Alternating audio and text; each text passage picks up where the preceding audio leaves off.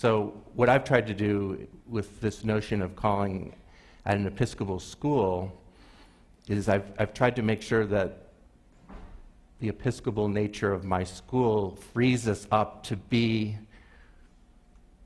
a much more ambitious and a much more generous school than we would be if we didn't have that Episcopal focus.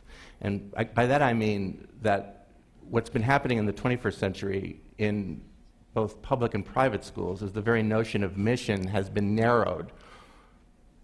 With all good intentions, both the Bush administration and the Obama administration have attempted to begin to measure what education is, and it's become very, very test-driven. It's called high-stakes testing.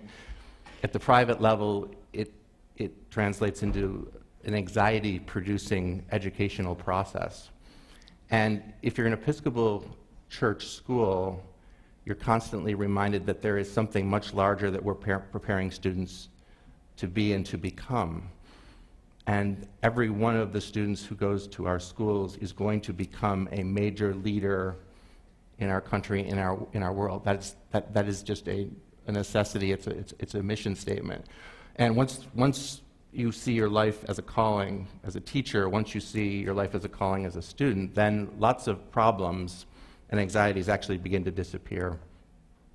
And so I guess the way I would define the calling of an educator is that we're trying to prepare students for life.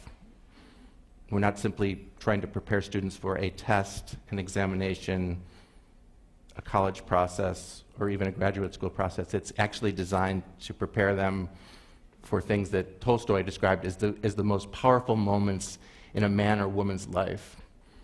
And this would be one thing I think you could do. It would be an incredible conversation to have with your children or your grandchildren, is to ask grandparents or parents in your family to say, what was the greatest test of your faith or your strength or your endurance or your perseverance as an adult, and share that with your children.